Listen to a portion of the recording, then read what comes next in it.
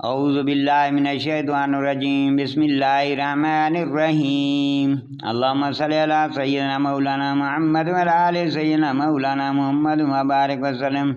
اگر بچتے رہو کبیرہ گناہوں سے جن کی تمہیں ممانعت ہے تو تمہارے اور گناہ ہم بخش دیں گے اور تمہیں عزت کی جگہ داخل کریں گے، اور اس کی آرزو نہ کرو جس سے اللہ نے تم میں ایک کو دوسرے پر بڑھائی دی۔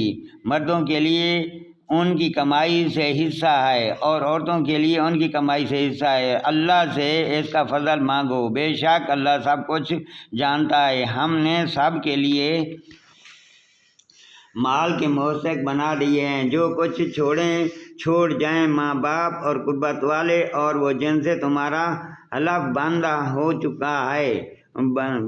چکا تو انہیں ان کا حصہ دو۔ بے شک ہر چیز اللہ کے سامنے ہے۔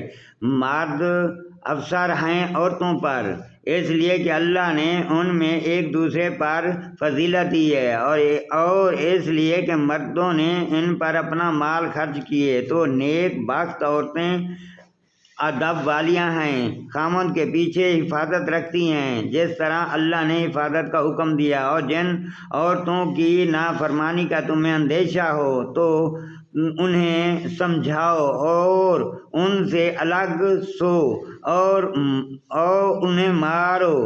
پھر اگر وہ تمہارے حکم میں آ جائیں تو ان پر زیادتی کی کوئی راہ نہ چاہو، بے شک اللہ بلند بڑا ہے۔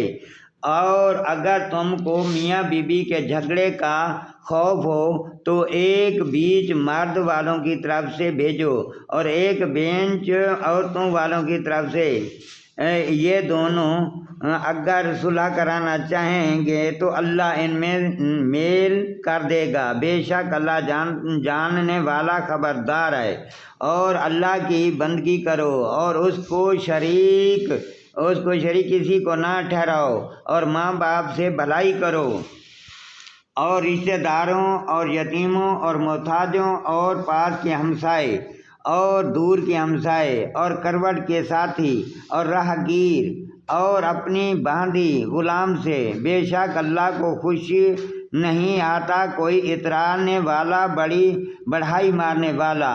جو آپ بخل کریں اور اوروں سے بخل کے لیے کہیں، اللہ نے جو انہیں اپنے فضل دے دیا ہے اسے چھپائیں، اور کافروں کے لیے ہم نے ذلت کا عذاب تیار کر رکھا ہے۔ اور وہ جو اپنے مال لوگوں کے دکھاوے کو خرچ کرتے ہیں اور ایمان نہیں لاتے اور اللہ اور نہ قیامت پر، اور جس کا مصائب شیطان ہوا تو کتنا بڑا مصائب ہے، اور ان کا کیا نقصان تھا۔ اگر ایمان لاتے اللہ اور قیامت پر اور اللہ کے دیے ہوئے میں سے تو اس کے راہ میں خرچ کرتے، اور اللہ ان کو جانتا ہے۔ اللہ ایک ذرہ بھر ظلم نہیں فرماتا، اور اگر کوئی نیکی ہو تو اسے دگنی کرتا ہے اور اپنے پاس سے بڑا ثواب دیتا ہے۔ تو کیا کیسی ہوگی جب ہم ہر امت سے ایک گواہ لیں، اور اے محبوب تمہیں ان سب پر گواہ اور نگہبان بنا کر لائیں۔ اس دن تمنا کریں گے وہ جنہوں نے کفر کیا اور رسول کی نافرمانی کی، کاش انہیں مٹی میں دبا کر زمین برابر کر دی جائے، اور کوئی بات اللہ سے نہ چھپا سکیں گے۔ اے ایمان والو، نشے کی حالت میں نماز کے پاس نہ جاؤ جب تک اتنا ہوش نہ ہو کہ جو کہو اسے سمجھو، اور ناپاکی کی حالت میں بے نہائے مگر مسافر، اور اگر تم بیمار ہو یا سفر میں ہو، یا تم میں سے کوئی قضائے حاجت سے آیا ہو، یا تم نے عورتوں کو چھوا اور پانی نہ پایا تو پاک مٹی سے تیمم کرو تو اپنے منہ اور ہاتھوں کا مسح کرو، بے شک اللہ معاف کرنے والا بخشنے والا ہے۔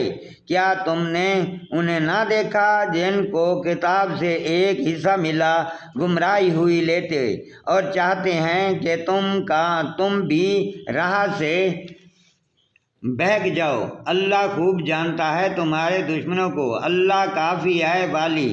اللہ کافی ہے مددگار۔ کچھ یہودی کلاموں کو ان کی جگہ سے پھیرتے ہیں اور کہتے ہیں کہ ہم نے سنا اور نہ مانا، اور سنیے آپ سنیے نہ جانیں، اور رنا کہتے ہیں کہ زبانیں پھیر کر، اور دین میں تانا کے لیے، اور اگر وہ کہتے ہیں کہ ہم نے سنا اور مانا، اور حضور ہماری بات سنیں اور حضور ہم پر نظر فرمائیں، تو ان کے لیے بھلائی اور راستے میں زیادتی ہوتا، لیکن ان پر اللہ نے لعنت کی ان کے کفر کے سبب، تو یقین نہیں رکھتے مگر تھوڑا۔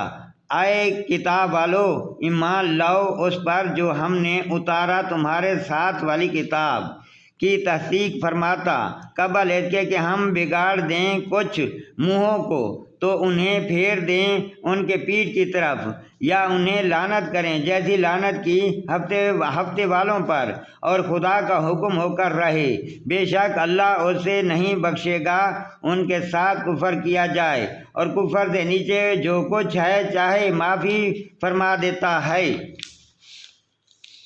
اور جس نے خدا کو شریک ٹھہرایا اس نے بڑا گناہ کا طوفان باندھا۔ کیا تم نے انہیں نہ دیکھا جو خود اپنی ستھرائی بیان کرتے ہیں، بلکہ اللہ جسے چاہے ستھرا کرے، اور ان پر ظلم نہ ہوگا۔ دانہ خرما کے دورے برابر